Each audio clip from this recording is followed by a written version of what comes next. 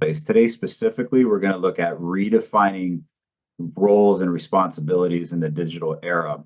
There will be the regular references, the articles that we have that will show up in the show notes. And if you're here on the chat, those are posted in there as well.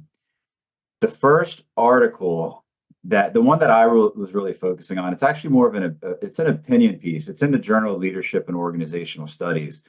It's very, very thorough. It's called The Now, the New, and the Next of Digital Leadership, How AI Will Take Over and Change Leadership as We Know It. And it was amazing just in terms of changing perspectives. For you here today, it is open mic, and just all you have to do, just raise your hand. We want to hear from you. We want to hear your questions, your comments, etc. And also feel free to use the chat. If you're listening to this on the recorded podcast or watching the recorded video, of course, these are open mic. You can always feel free. Tickets are free. We record every Thursday at noon Eastern time. As I start going here, try to think of what questions or insights that you've had coming into this. And I'm going to go ahead and switch my screens over here, so bear with me. All right, so and I'll read a little bit verbatim like I normally do, and there's some insights, some things I wanted to address as well. So we're looking at artificial intelligence, and of course, we all by now know what artificial intelligence is, and there's this whole thing about our manager's job is going to be replaced by it. So the authors go on here and say, look, yeah, true. Leadership is motivating and enabling people so they can contribute to the collective goals of an organization. Of course, we're going to get into so much today in terms of what does it take? What should we be improving on? How do people keep their jobs as leaders? And also, how good is the AI at making that particular really connection? And there's some evidence with some online basic therapies and counseling that has actually been approved, and we can see some of the data and the statistics on that as well. I also want to keep in mind, because on the back end, what it really is, and Dr. Martha will be able to say this better than I do, but I'm taking from what she has said in the past. AI is a tool. It's a machine, and it is a tool. So we do have to keep that in mind. So when we look at how AI and we look at digital leadership, think of all the different things that that managers, that leaders miss in the workplace, because they're busy, they are doing these things. And even the manager, let's say you've got a manager that is constantly focused on coaching, being coached, really on being there with the employees, Abraham Lincoln style, walking around, checking in. There's still going to be a lot of things that they're going to miss. Even if they're doing like these short pulse check surveys, there's still going to be data that isn't collected. And it seems like where organizations are going is not seems like, they are, is using AI to collect this data. And there's active ways and there's passive ways to do it. The more passive ways are having, I forget, I'll remember here, but Microsoft has, is it Microsoft? It'll come to me in a minute. But there are tools that are already used to track email and the tone of communication, frequency of communication, all these kinds of things to start to get that passive data. And of course, active data we can do with different types of organizational surveys and so forth. I want to jump to and look at some of the notes. So overall, when we look at AI and what AI can do, because we're going to have holograms, we're going to have chatbots, we're going to have avatars, and these avatars are going to start replacing a lot of the video calls that we're having, for example. And it's going to come to the point, the authors say in this article, we're going to get to the point where an employee is not going to be able to determine the difference between a person's avatar or a machine's avatar. So now we're looking at AI modeling and the actual experience. So when we look at the things that AI can do, so if AI algorithms can help leaders do it better, it almost makes me think, how would leaders rate themselves now? We do a lot of temperature checks, and when we're coaching leaders and coaching executives, and it's a very simple, on a scale of 1 to 10, how would you rate yourself now? We do this a lot when we're working with these IDP, individual development plans, et cetera, et cetera. So we can start to see, all right, these development activities, how are we starting to progress with those? So the question I was thinking, are we really talking about redefining roles and responsibilities for leaders? I think we're actually starting to finally define them and realize that if billions of dollars are spent on these AI models to pick up where humans are failing, then it must be that important. I think some will catch on. And of course, there's going to be others in the camp of, well, if AI can do it, then I don't need to. It's much like the extreme plagiarism that we're seeing on with AI, the AI use. I shouldn't say plagiarism. It's a form of it. It's a form of academic dishonesty when assignments are just fully made by chatbots. I still teach college courses. Each semester per course, about 3 of my students fail for use of plagiarism, even though it's just blatant. AI cannot be used, AI cannot be used, AI cannot be used. Because there's an AI for everything, but there's also really good AI checkers for that. So I think it's more of, are people going to start to use AI as a crutch, or are they going to start to use AI as a coach to bring awareness to what they are and what their particular abilities are? Let's go to Lee. Yeah, it's an interesting point. I think that there's going to be a delineation at some point, between those who understand that it's a tool and those who use it as a crutch. Because, like you said, with the intellectual dishonesty of using it in class, those who don't are more likely to learn and maintain the material, while those who are using the AI will not. And and there's some argument there, because like somebody asked Einstein what the speed of light was, and he said he didn't know. And they said, "What? How can you not know? You did relativity." And he said, "Why should I bother to memorize something I can look up?" So okay, it's a fair point, but at the same time, there are a lot of things that you just need to have front of mind, because you need to have the all the thought that goes behind it, all the context that goes with it. Um, and I think with leadership, and this is my view of this, is that we need to separate between the leadership and the management. And at this point, we don't have the AI to the level, and I don't know that we ever will, that can truly be a leader, because there is that humanity that is required to lead people, but they can manage all the minutia. So all the little nitnoid stuff that people have to do that we often fail at can be handled by AI in a lot of cases. A lot of the paperwork and the monitoring and all these kind of things. And then they can throw a flag and say, "Hey, I need human leadership here." And then the leader can then step in to do that role at that point. So I think that, and right now we often need a leader and a manager who aren't necessarily the same person in some roles, but payroll won't let us do that. Where this can be, another tool in the toolbox to be able to make that leader more effective. That's interesting. So it is so interesting. So this article is looking at, so the one that I'm thinking of and looking at is called The Now and the Next.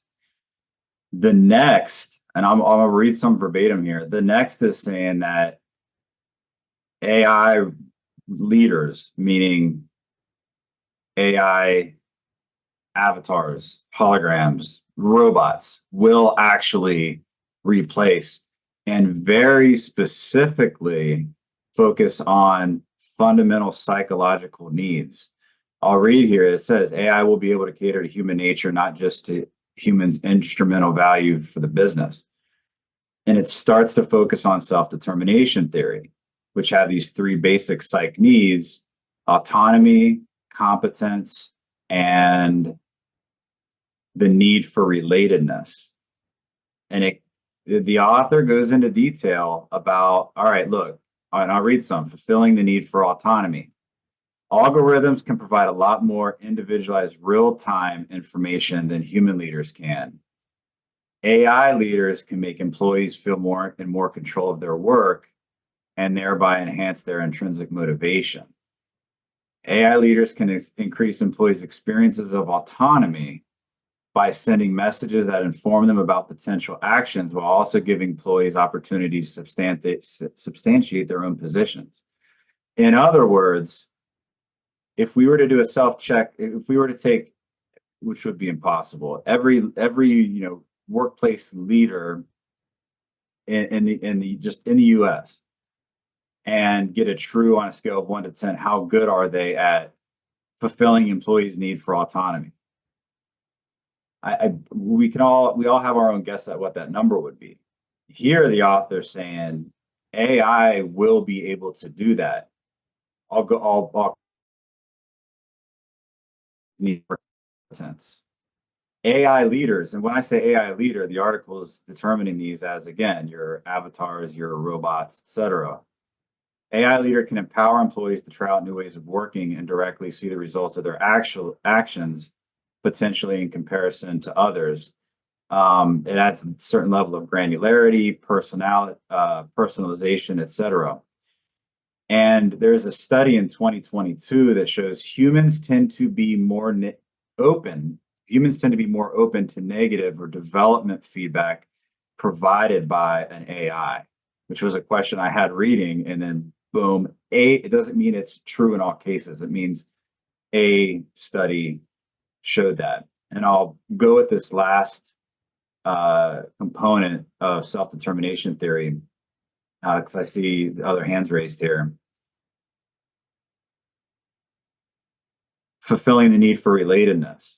In a future where much interaction will occur digitally, avatars of algorithms will ultimately be indistinguishable from those of real humans. That's what I was thinking of earlier from this.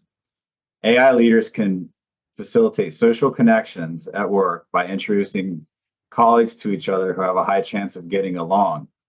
Now, I'm going to read this part and then I'm going to pass it. It says, not yet convinced? Consider evidence from areas like psychotherapy or sports. Fields that underwent an analogical development of the first doubting when thinking about can AI actually be empathetic? So there's a chatbot called Wobot Health. It has been used to effectively help treat depression and anxiety. The evidence has even been convincing so much for insurance companies that they have began to think about or even extended their coverage to include chatbot assisted treatment because of their proven abilities to make patients feel heard. I'm sorry, I always say heard and understood, to feel understood and supported. And in sports, AI coaches not only easily outplay human coaches, given their inability to analyze data. We know that. We see this stuff on the TV all the time. So let's go to Martha. Well, there are so many things to consider when it comes to AI. Like you said earlier, first of all, it's a tool, right? And like any tool, it can be used for good or it can be used for evil. So I think because technology moves so fast and the changes that everyone is facing within corporations, within our personal lives, are so fast that I think most people are trying to catch up with what the technology is and what it can do for them, how it can be used.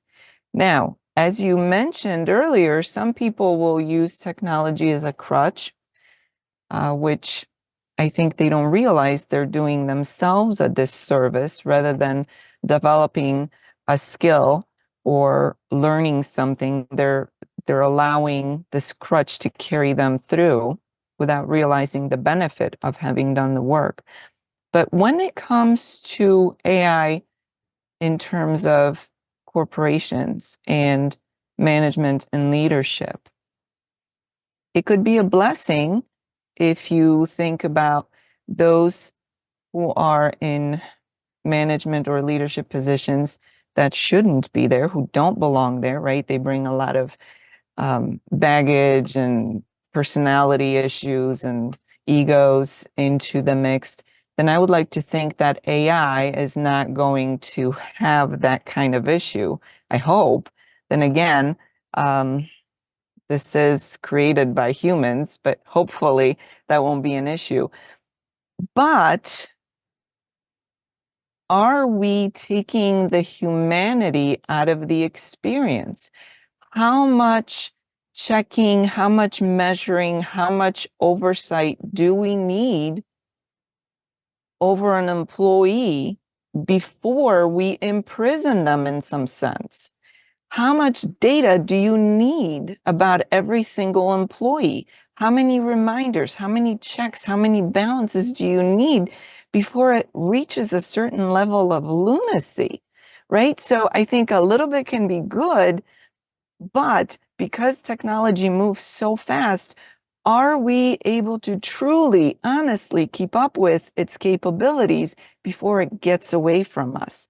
So I would raise those questions for everyone out there, especially as they're looking to implement new AI tools, to make sure that you're doing so responsibly and not just handing something over thinking, well, I don't have to do this anymore, because there are always consequences.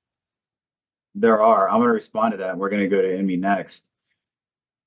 It makes so yes, there's it just like personality, there's a dark side. And that the author of this particular article is talking about all the good things. And it does create this, wow, there's some possibilities, etc. But as I think about what you said, just look at the relationship that people have with their phones. Now what if their phones can, and they can right now, interact with them? Have we not already reached the point of lunacy where if we really take a self-inventory, we are imprisoned already by technology? And AI just didn't start in 2022 with the launch of ChatGPT. It's been around for a while with your email finishing your sentences for you. I mean, all these different things. So have we not, as humans, slowly accepted the creep of being imprisoned by technology? And I agree that it's important to get away from that. For those people, I have LinkedIn. That's the only social media I have. But I know that people that have Facebook, they say constantly, even they'll say, I was having a conversation with my friend about buying a chair, and all of a sudden, buy this chair popped up on their browser. It's listening to you. All that data. So we're okay with these big companies having all our data and using that really against us and for us, if someone really appreciates their shopping suggestions. So I think one of the big things is, I guess it's more of a philosophical question that, the human race has to start to answer, is how imprisoned do we want to become? I totally agree with you.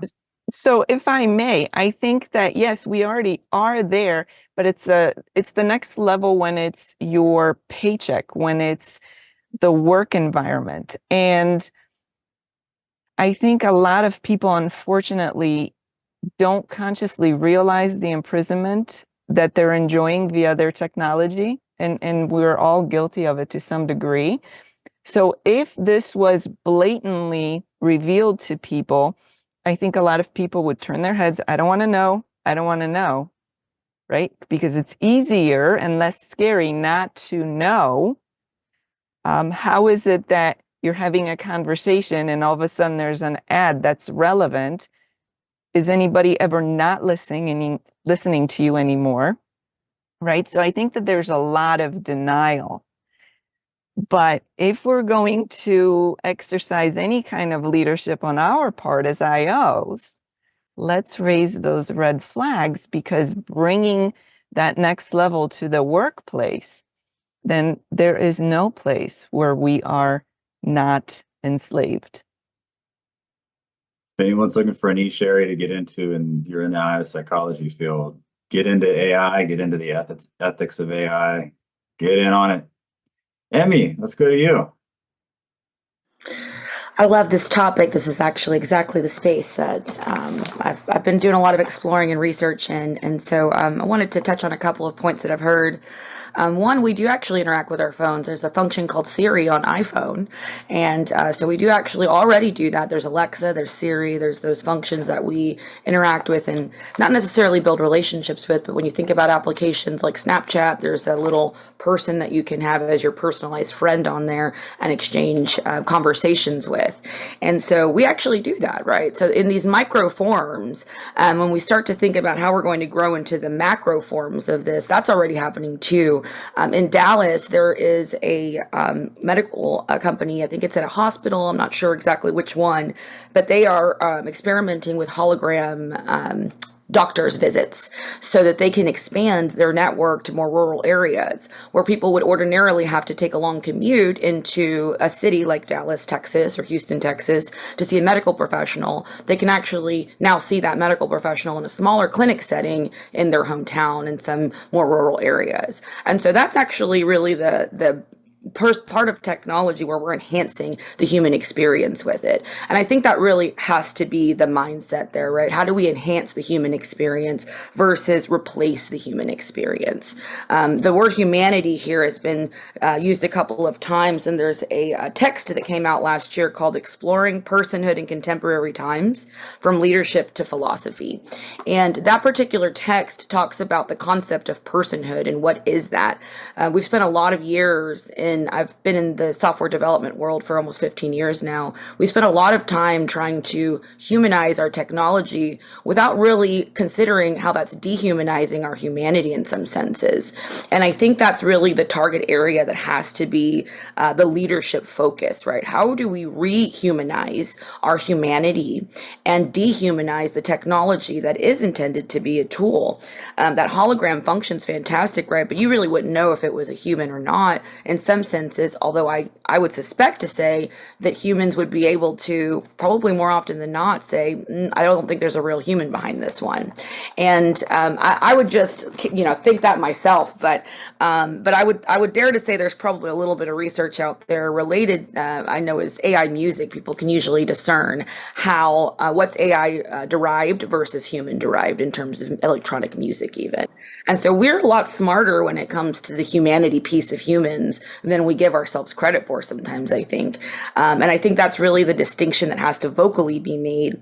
And then the other word that I just love out there that I've heard here is that empathy, right?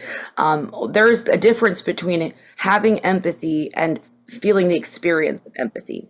And I think that's the bigger distinctor there for the humanity function, right? You can experience empathy through a technological, modernized technology, right? You can experience empathy, but are you actually receiving empathy? And I think that's the piece that requires the definition of what personhood is again, and really making that a vocal piece of leadership and making that part of the redefinition. A McDonald's worker, for instance, if you used to push buttons, that means you know how to work a machine, right? You can repurpose that skill set to different functions and different things that they can do with a machine. But really, that's the pieces we have to identify. Who are the humans? How do we elevate that? And not all companies are going to want to have a human ethics approach to how they lead. But I think that's the piece of it that's going to be the balancing act, right? Are you a company that values the human resources, or are you a company that values enhancing the technology functions there? And there's a lot of fear-based happening with that. I mean, even though we can say, we may have an AI tool that can tell you what you're doing wrong in essence, right? Let's call it what it is. In terms of the feedback, if you have an AI tool that maybe you're more receptive to, there is a lot of fear based with that. I mean, you walk up to CVS and you're at the self-checkout and she starts yelling at you if you don't scan fast enough. And it's scary, right? You're like, oh gosh, I'm so sorry. And so those fear-based things that happen with technology, that's what you can really mitigate with the human experience. You have the softer, fluffier people, but you just can't get with technology. We can try try to recreate it, we can try to re-envision it, but at the end of the day, that soft touch that the human has is always going to be the human piece. Amy, strong points and well said. I hope you join us in future events, especially on this topic. I have, whether good or bad, I'm not, with the absence, oh my gosh, I almost think that we are going to that where we won't be able to determine what is human and what is not. There's even there's even programs now on ChatGPT where, like, these different programs, one is humanize my AI. So it's, okay, humanize the output. So it goes through basically, and students do this all the time, so we can't catch it. Luckily, I think the AI detectors are one step ahead, but I'll tell you, the first thing I do is I put an eyeball on it, and you can usually tell. And then you run it through the checkers, and then you find, like, you get really good at it, but it does take that human eye. I think back to, like, look at the advances that we come. For those of you who played Tecmo Bowl back in the the 80s or 90s, and how it was just these weird graphics, and now they look darn near human on these video games now. Just that. I think back to the original Terminator with Arnold Schwarzenegger. He's a little bit robotic anyway, but I think that's where we're going. They already have robots with the skin and all this.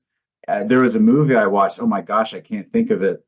But it was where there was an AI, and basically a total AI population and a human population, and they went to war. But the AI population, they didn't even know that they were AI. They were actually humans. They didn't know until they opened up the chest cavity of someone who got shot, for example. So I do think it's going to get to that point, and I do think it's going to get to that point much faster than we're able to understand or handle. And we wonder, like, what are the potential tipping points where there's some kind of revolt, and we say, like some people have said, I'm getting off of Facebook, I'm putting down my phone, which happens for an hour, and then you pick it back up because we're still tied to it. It is so interesting.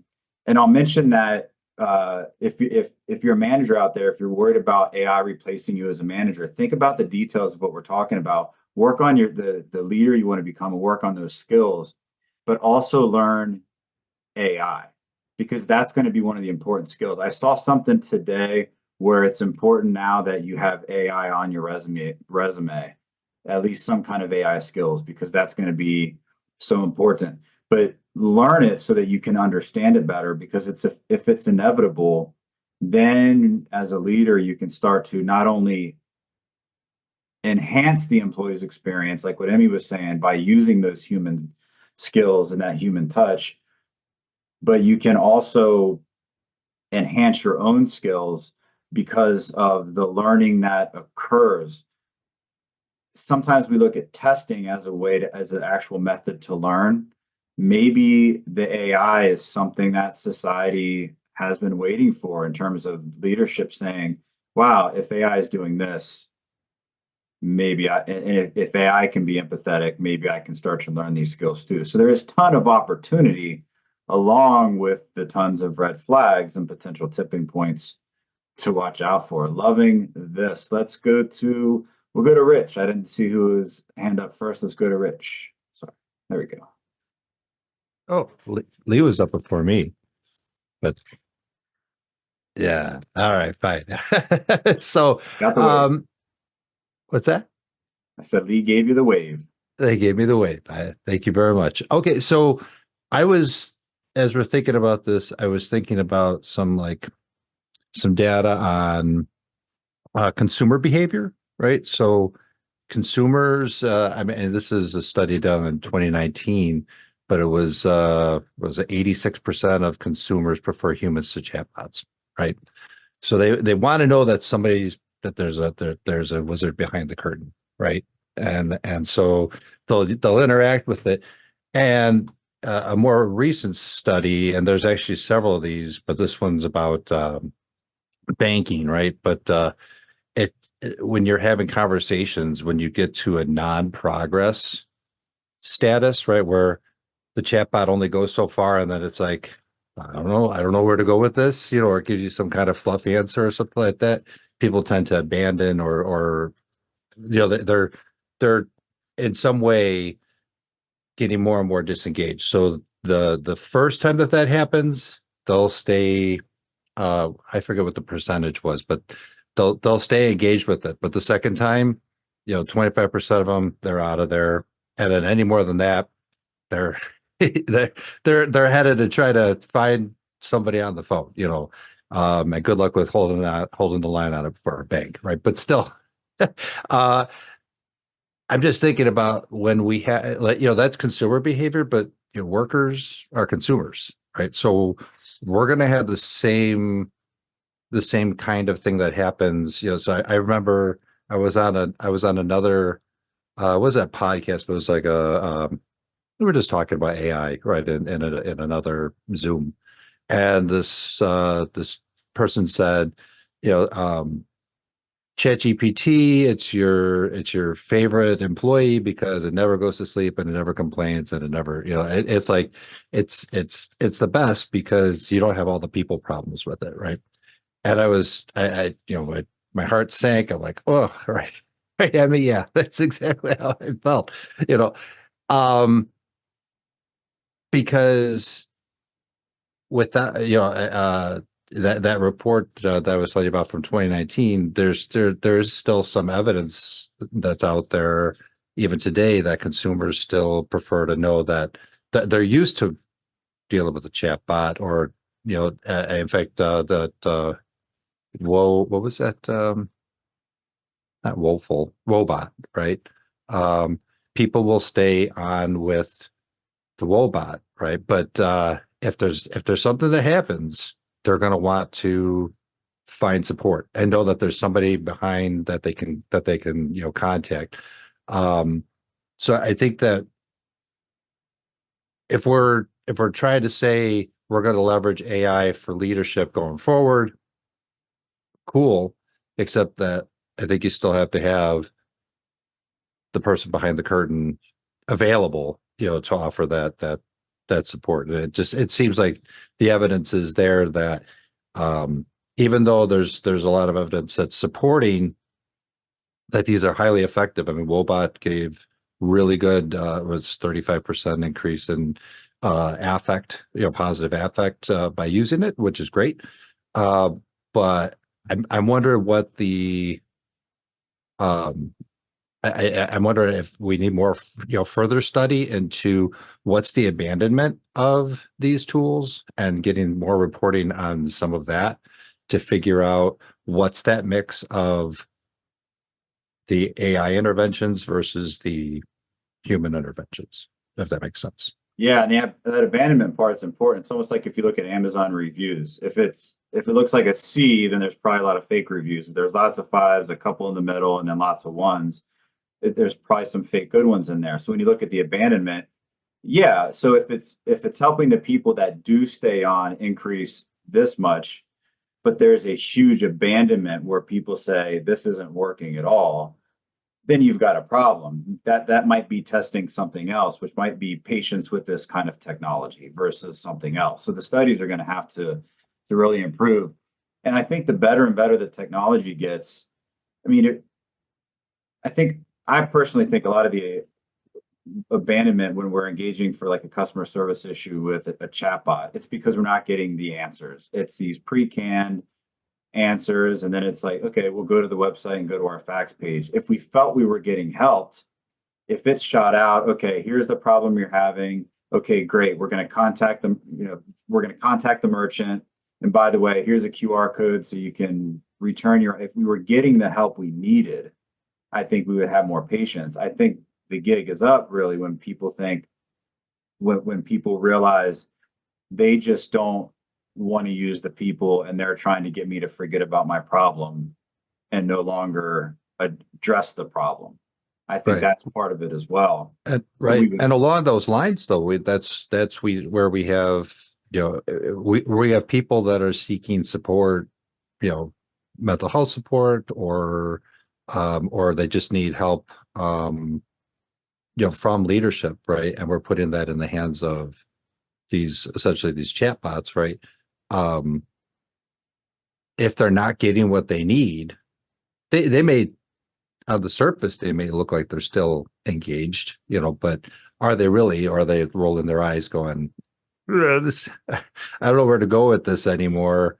In fact, I've talked to some people in IT who have had those types of things, and where the leadership isn't responsive. And I'm not saying this is an AI leadership, but I am saying something like using Teams and the leader doesn't come back to them, where they're like, I'm just gonna wait here until somebody gets back to me, and then maybe I'll maybe I can find an answer. So if you have that thing happening with a chatbot, I don't think you're gonna necessarily get that feedback, unless there are some ways of doing that.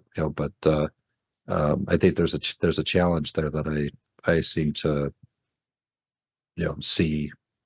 I'm going to share this. I happening. find myself playing devil's advocate a lot. And I'm not the biggest fan of technology and AI. I see its use. I'm not one way or another. Is it evil? Is it bad? I think I've said that a bunch of times.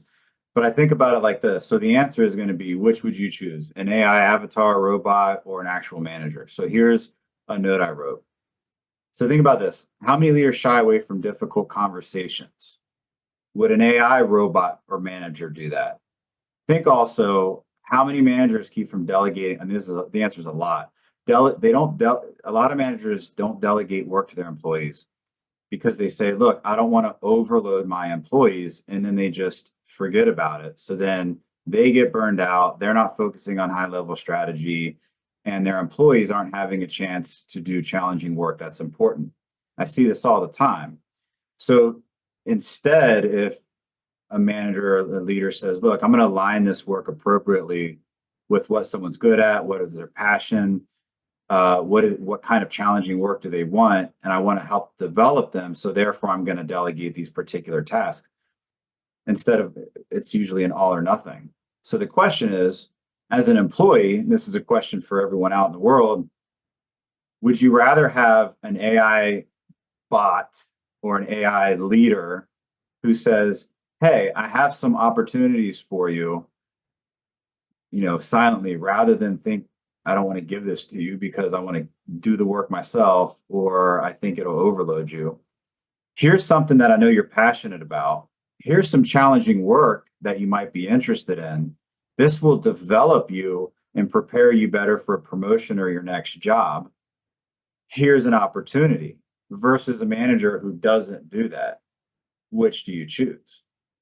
So again, we just have these interesting questions, and we look at how far AI has gone in 2 years. Where is it going to be in 15? Where is it going to be in 20? Interesting to see. Lee, let's go to you, then we'll go back to me. Yeah, I think that this whole discussion, this is a prime place for IO practitioners and psychologists and other social sciences, because, at the crux of this is human behavior, and we've really got to look at this. This goes back to the old adage of, just because you can doesn't mean you should. And a lot of people in the technology sector, let's face it, there's a lot of people in the technology sector who the empathy and the connected, other humans is not real high. That's the reason a lot of those people go into technology. And so, and that's, that's not to throw stones. I worked in IT for, 22 years, but it's just a fact that a lot of people go into those fields because they don't deal with people well, or they don't want to deal with people. And so they don't necessarily think about the end result of some of these actions. And, and if you have someone who is low in empathy, who is creating AI, it's hard to think that the AI is going to react with what we would consider empathy. And so you have to consider that, because, okay. So a human leader doesn't want to give bad, feedback. Doesn't want to have the hard things.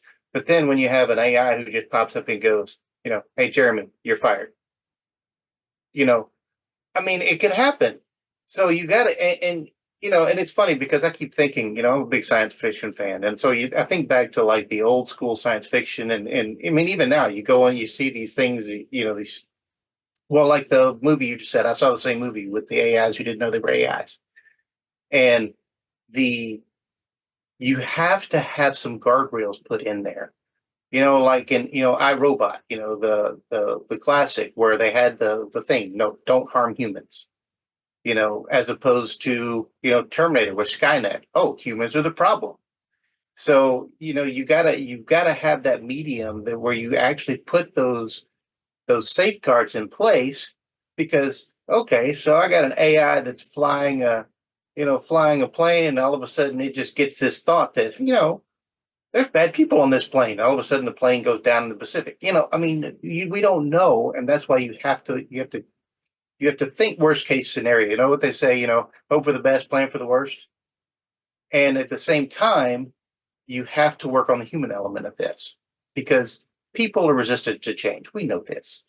And so you have to work on this. I mean, I know I see all the shocked faces on the screen.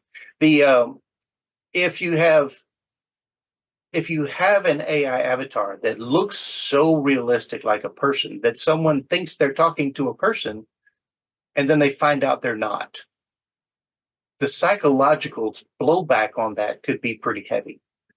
So, I mean, you have to be very upfront about these things. And that's a problem with, humanity, is a lot of times we're not really upfront with these things. And so, and a lot of times the use of the AI is to cut back on the payroll costs. I mean, let's face it, you call a phone number and you get the press 1 for this, but that's to cut down on the number of people answering the phone. I mean, the reality is, and there are some things that it can answer and there's some things are not, but how many times have you seen someone, or even yourself, who is going, as soon as it comes up, they're like hitting 0, or they're going, agent, agent, agent into the phone, because they don't want to go through all the prompts. They don't want to spend 5 minutes or 10 minutes going through prompts to have a 3-minute conversation with a person who can fix the problem. And so, you've got this balance that you've got to work with. And, and my personal concern, to do the devil's advocate, like, Jeremy said, is that, if we outpace our ability to deal with this and technology, I mean, let's look at technology. I mean, as a young man, I never thought that I would have more computing power in my pocket than put us on the moon. My first computer is not even a rounding error on my phone. I mean, and that's staggering when you think about it. That's one lifetime. I mean, or less than a lifetime, really. And so as we outpace these things, I mean, and to Jeremy's point, I look at the games my kids are playing, and it's like, holy schmoly. I'm thinking back to Space Invaders and all this kind of stuff. And, I can't even, there's too many buttons on that thing too. I don't know how they play those things. But anyway, so you really have to do the prep work on the people side, because people are scared. They really are. I mean, you look at the media, the articles, whatever. People are scared. I'm going to lose my job to an AI, and then what am I going to do? And not everybody is the kind of person who is going to say, I need to reskill because my job's going to go away. Because people are who they are. And so a lot of people are not intentional lifelong learners. They're not continually looking at opportunities to increase their education. Some people are just not education people. They just don't want to. And so they're caught unawares. All of a sudden, well, we don't need you to punch the buttons in for the hamburger anymore because we have a kiosk. Well, now what? Well, they have no idea. And so we really have to do some prep work there. And if you are a company that is replacing positions with AI, I highly encourage you to have some form of transition program, whether it's reskilling, upskilling your employees, or softening the blow in some way, giving them a transition period, saying, hey, look, your job's gone, but we're going to help you find another one. There is that human factor that we really have to take into account, because, at the end of the day, we are humans. And, as of yet, we are, the AI is not to the point where it really can replace humans. So we really need to take that into account. And to Rich's point, we need the person behind the curtain. And ultimately for people, we need to believe the person is behind the curtain. even if there's really no one there, we need to believe it. And that psychologically is very powerful. So is what you just said. My goodness, now you got me deep thinking. Let's go to Emmy. I love this topic so much. One of the things that Lee made me think of there with the psychological element was a movie. I think it came out around 2009. It's called Her. And Joaquin Phoenix in the movie develops a relationship with an artificial intelligence girlfriend. And spoiler alert for anyone who hasn't seen it, I'm going to spoil the end here, but he finds out that he has a relationship with an AI tool who had a girlfriend that has a million other boyfriends. And he is devastated. Devastated. I mean, his whole world is flipped upside down because she explains to him, well, I have a personal relationship with you, but I do with all these other million men as well. And it's he was talking to a voice throughout the movie. And if you haven't seen it, it is a very creepy ending because it was very much alluding to what we're talking about today. And this was almost, 2009, gosh, many years ago now. It's not, just yesterday this movie came out. And so that experience that Lee is talking about there, the psychological element, that's the caught off guard. That's I thought I was having a human experience and then recognized I wasn't. And I think the more we tote that you're having a human experience, we're desensitizing people to that a little bit. And I think that's the real danger there, is that we are different than AI. We are different than technology. And the more you try to convince people that they're not different than technology, the more they're going to believe it. And I think that's where the leader function comes in, right? That we have to remind people that they are different and this is a tool. Otherwise, we're starting to blend the lines a little bit. And you see that with conditions like compassion fatigue and service workers, right? Where they don't have the ability to continue to have the compassion or the empathy for these people that they're providing services for. You might see this in like a nursing setting. Police officers experience this, right? These are fatigued spirits in people that, their feelings in them, inside of them, that they can't connect with humans anymore because they've done it so frequently that they're having an experience of fatigue with it.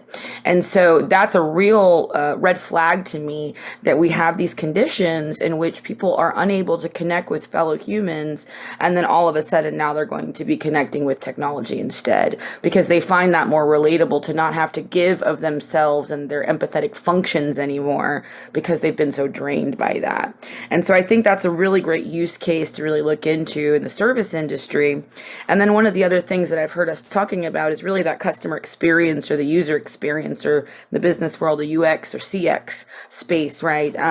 That we're having when we do abandon. It's the abandonment rate, right? When you're trying to get help with your whatever it is that you're getting help with a company or an app, and you're not able to connect to an actual human, and that frustration is part of the user experience or the customer experience that's very poor. I have had a lot of personal poor experience with that. But from the technology side of the world, I'll give a little insight here. There's a principle in the agile tech development space called maximizing the amount of work not done. And technology teams actually love to prioritize not doing things that they consider low value work, regardless of what the experience is for the customer. It's like, there's not a lot of value for the company to invest in this particular customer experience element. And so that might be the abandonment rate. Okay, we don't have to answer half as many calls because we've set up this function where we can allow the abandonment rate to be what it is, because if the person abandons it, the assumption is it wasn't that important, right? And so we're maximizing the amount of work that we're not doing by really helping people go and solve their own problems in certain ways. And that's really, I think, not just the technology world that utilizes that principle. It's agility or business agility or the agile space that really utilizes that principle as an internal business principle. But that's really where that poor CX or UX is going to come in, is when the company is using that sort of an element there. And I think all of this is really to say that this is a huge training opportunity for our leaders, for our organizations, for the strategic leaders within the organization. I mean, we want to talk about how AI can do better things like delegating better or having difficult conversations better, but why, right? Like, why are we saying that technology can do this better? To me, that is a training opportunity.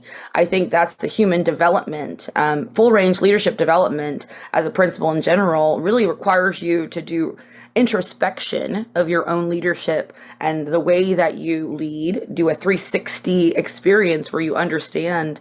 And people really aren't developing as a leader if they're not seeing where their shortcomings are and then developing those. I mean, leadership is a process that's happening over and over and over again and should be expanding you as an individual. I've heard learning, the lifelong learner experience, but that's what leadership is. You're constantly evolving, constantly learning, constantly adapting, right? And if you're not, then maybe you're not looking at leadership in the right lens, right? Maybe put a different lens on your camera and you can start looking at different things and zooming in and zooming out in the places where you really need to focus your energy. And to me, that's a huge training opportunity for organizations, for individuals, and really for the way that the future of work is going to work. We have to adopt technology. The steel age showed us that.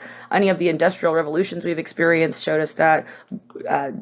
Google or search engines showed us that, right? These are ways that we've revolutionized the way that we work. And we have to rein that in. We're the creators of the tech, right? We have to rein that in, not let the tech lead us. I love that. Ask if AI, like you said, if AI can do it better, why? What does that mean? And what opportunity does that present? I love that. And I also love the coincidences. In this article on page, I think, 268, the author says, consider watching the movie Her, which was released a decade ago. As the movie makes clear, interacting with an AI-based avatar would not be a sci-fi oddity, but an extension of how we already use our smartphones. We'll eventually build relationships with a companion that remembers what we inquire about, kind of like the Replica app, which maybe is something from the movie. I haven't seen the movie, but I'm going to have to watch the movie now. Let's go to Lee. Yeah, I think that the dark side of this that a lot of times we, as a society forget, we're already disconnected. You think about, during COVID, mental health crisis, suicides, all these things, because people were separated, because they didn't have that interaction. And, now, they have things now. You can get an AI friend right now. So you can do it and it learns and reacts to you and whatever else. And so, but in the back of your mind, you still know it's not a human, and you can get AI generated adult content now. There's I saw an ad for that the other day, and it's like, we can separate the humanness. We can continue to separate. I did some research on this a few years back. I truly believe the zombie apocalypse is already here, but instead of a virus, it was caused by the smartphone.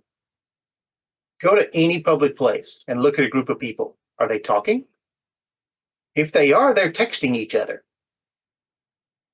And the only time I've ever done that was because I didn't want people around us to hear what we were talking about. But you will go and you see, I saw a meme one time that says, having a bunch of people over later to sit around and look at our phones if you want to come, and it's tongue in cheek, but it's so true. You go to any restaurant and you look at a family and they're all facing their smartphones, and it's, I've watched people walk into things. One of the funniest things I ever saw was watching a woman walk into a fountain because she was looking at her smartphone and right over into the water. It was beautiful.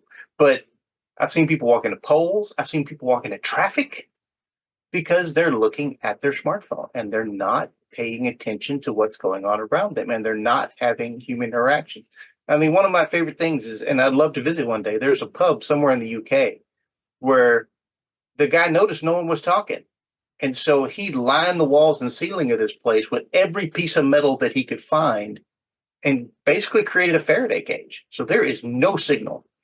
And there's a big sign that says, we don't have Wi-Fi, there's no cell signal, talk to each other. And he said he wanted the old school thing. Somebody needs to call up, they call the bar and go, hey, is there, and hey, Jeremy, there's a call for you, and everybody whose name is Jeremy is looking down like it's not me, but like the old days, and he said it was amazing because business kicked up, people started talking to each other, there started to be more interaction because people wanted that. It's like the saying, go outside, touch the grass. Well, it's that sort of thing, disconnect and do that. And as people become more isolated, and really this can also go back to the remote work thing, the work from home, some of the other topics we've talked about. People are separated from each other physically, and then they become separated socially. And then this AI, now they're interacting with non-people that they know are non-people, but they're doing it because they're lonely. And because they are isolated and separated, they don't necessarily have the social skills to do something about it. And I mean, humans, passive least resistance, right? I mean, come on. So if I can overcome my uncomfortableness to go out into the world and talk to people, or I can hit a couple of buttons on my keyboard and get someone who really gets me on the screen to talk to me, a lot of people are going to go with door number 2. And I think that there's ramifications to this that we're not really seeing yet. That down the road, I mean, what does this do? I mean, I'm looking at like, when I was a kid, interaction was a big thing. Going out, dating, friends, whatever else. My kids barely leave their room because they're interacting in the virtual world. I mean, it's like, go out and meet someone, do something, whatever. And it's just a total different thing. And we really have to look at the ramifications of that. Going back to the sci-fi, I remember a sci-fi show back in the 80s, I guess, where an overall AI had not so much taken over, but had so connected everything that people didn't interact. And it had like flagged these, it's a whole, not going to get into the whole thing, but it flagged these people like, hey, we're down to the last 2 people on the planet because there's been no interaction. There've been no children born. Everybody's dying. We got 1 boy and 1 girl left. Help. I need you to shut me down so that they have to interact. And of course, back then, who thought that was even a thing back then? Now it's like, well, I mean, at this point, if people aren't interacting, then there's no children, there's no reproduction, there's lots of things that go along with that. There is something to be said about getting back to just our human roots, I suppose. I've been hooked on Perry Mason for months now. It's an old, for some of you who don't know, it's an old movie from I think it's the 50s. It's black and white. The attorney who's basically a detective. It's amazing how much they have to. I'm just amazed by how many times they have to go somewhere to do something and to interact, and just the phone system. It blows my mind. But it's great to watch. And Amy, I saw what you put in the chat. You'll appreciate this. I had a friend. Family went on a road trip recently, and they had teenagers. Put all the phones minus the phone they use for the GPS. They put all the phones in the trunk for this long road trip, which was, oh my gosh, for everyone. But the stories that came out of it and the connections and how great it was, the benefits were incredible. So good. Thanks for the contributions, everyone. This has been great. Next week, our podcast is titled Ethical Considerations in AI, Balancing Innovation with Responsibility. And of course, every week, every month, we have tons of events, cboc.com/events, 90%, which are free. Happy 4th of July. Counting out in 5, 4, 3, 2, and 1.